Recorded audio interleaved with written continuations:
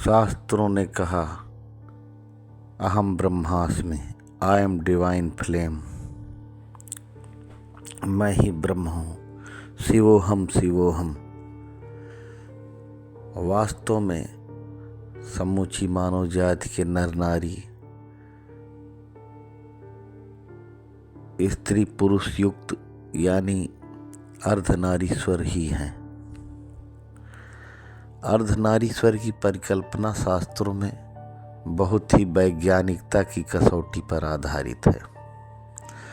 प्रत्येक स्त्री एक पुरुष को जन्म देने की क्षमता रखती है। प्रत्येक पुरुष एक स्त्री भ्रूण को बनाने की क्षमता अपने शुक्राणु में रखता है। स्त्री स्त्रैण होते हुए भी पुरुष तत्व युक्त है। पुरुष पुरुष होते हुए भी स्त्रैण है, क्योंकि पुरुष के शुक्राणु में, स्त्री के अंडाणु में, दोनों में स्त्री पुरुष को सम्मिलित रूप से जन्म देने की क्षमता होती है। स्त्री स्त्रैण होते हुए भी पुरुष तत्व को छिपाए रखती है। पुरुष पुरुष होते हुए भी अपने शुक्राणुओं में स्त्री तत्व को जन्म देने की क्षमता छुपाए रखती है। शास्त्रों में कहा गया है, स्त्री बामा है, वामांगी है। राधा कृष्ण स्त्री पुरुष के रूप में है, लेकिन राधा हमेशा चित्रकार की परिकल्पना में बाएं ही मिलेंगी।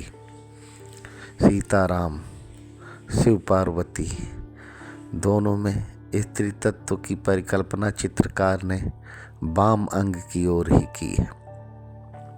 वास्तव में शास्त्रीय विज्ञान का अध्ययन करें तो स्त्री स्वतंत्र रूप में चंद्रमा है, पुरुष स्वतंत्र रूप में सूर्य है। जैसा रामचरितमानस में तुलसीदास जी ने लिखा है, सिया राम मैं सब जग जानी, करहूँ प्रणाम जोर जुग पाणी। ये दोनों हाथों को जोड़ने की कला भी एक स्फुलिंग उत्पन्न करने की विधि है। वैज्ञानिक आधार पर देखा जाए तो हमारे शरीर का बायां हाथ और हमारे शरीर का दायां हाथ क्रमशः अर्थ और फेस है, ऋणात्मक और धनात्मक ऊर्जा से भरे हुए हैं। हाथ जोड़ने की प्रक्रिया में भी धन और ऋण का मिलाप है। जैसे कि बिजली के तारों को अर्थ और फेस को छुआते हैं तो स्फुलिंग उत्पन्न होता है। हाथ जोड़ने से हमारे कुंडलिनी के सातों द्वारों पर एक स्फुलिंग, एक स्पार्किंग पैदा होती है, जिससे वहाँ की शक्तियाँ, वहाँ के बीज मंत्र जागृत होते हैं। वैसे ही स्त्री बामा है और पुरुष सूर्य तत्व से युक्त है स्वतंत्र रूप से।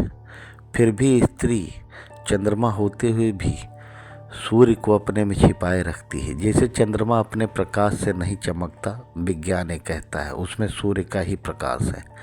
और पुरुष सूर्य होते हुए भी चंद्रमा को प्रकाश देने की क्षमता रखे हुए है।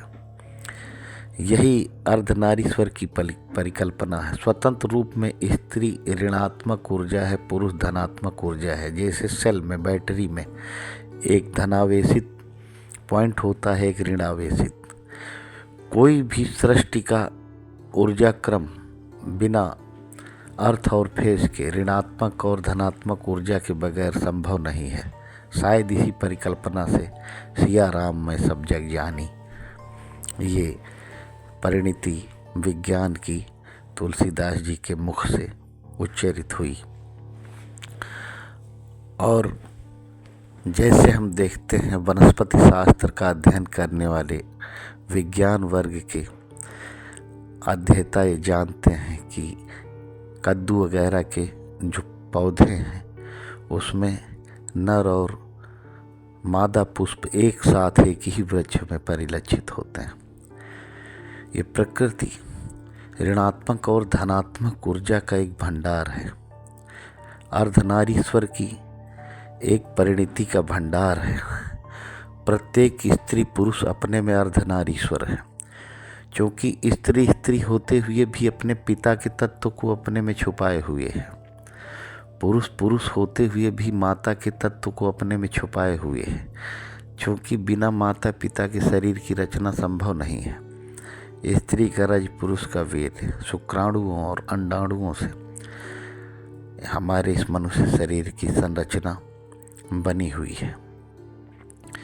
यत ब्रह्मांडे तत्पिंडे की जो परिकल्पना है, जितनी गैलेक्सी, आकाश गंगाएं, नवग्रह, ब्रह्मांड में जितनी ऊर्जा है, सूक्ष्म रूप में हमारे मानव शरीर के स्त्री पुरुष शरीरों में ब्रह्मांड की वो सारी ऊर्जा सन्निहित है, जिसको विशेष साधनाओं द्वारा, बीज मंत्रों द्वारा हम झंकृत करके, विशेष मंत्रों और शब्दों द्वारा उसको जागृत करके हम संसार को बहुत कुछ देने की क्षमता रखते हैं।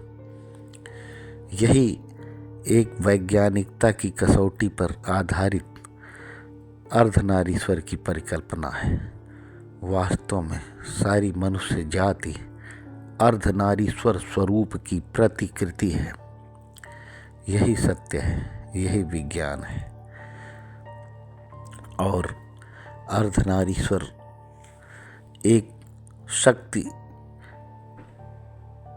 प्रारूप का एक चिन्ह है, जो हमारी कुंडलिनी में स्थित सुषुम्ना नाड़ी के ईड़ा और पिंगला दो भागों को मिलाकर सुषुम्ना रूपी शिव को, परम शिव को जागृत करने की एक प्रक्रिया विज्ञान ने, प्रकृति ने हमें दी है, जो सारी साधनाओं का आधार है। हमारी रीढ़ की हड्डी के बीच में भी दो तागे हैं, एक ईड़ा चंद्र नाड़ी, एक पिंगला, एक सूर्य नाड़ी, जो स्त्री के भी शरीर में है। उसमें भी एक पुरुष नाड़ी और सूर्य नाड़ी, एक स्त्री नाड़ी यानी एक चंद्र नाड़ी है। स्वतंत्र रूप में भी स्त्री पुरुष एक चंद्रमा और सूर्य का प्रारूप है, जो सम्मिलित होते हुए इस ऊर्जा को ऋणात्मक और धनात्मक परिवेश में स्फुलिंग उत्पन्न करके संसार को एक गति और एक ऊर्जा प्रदान करते रहते हैं, जो अर्धनारीश्वर की ही परिकल्पना है। शिव कहते हैं, शिव में जो ई की मात्रा चढ़ी है वो ईड़ा तत्व ही है, वो वामा शक्ति का ही प्रतीक है। शिव शब्द में ई की मात्रा मिटाने पर शव ही बचता है। शव में कोई हरकत, कोई ऊर्जा नहीं होती, क्योंकि इकार यानी शक्ति तत्व स्त्री शक्ति में ही सन्निहित है, जो शिव से संयुग्मित होकर के शिव को शिव बनाने की क्षमता रखती है। शिव को परम शिव, शिव को अर्धनारीश्वर युक्त बनाकर ऋणात्मक और धनात्मक ऊर्जा का भंडार बनाती है। यही अर्धनारीश्वर की वैज्ञानिक कसौटी है।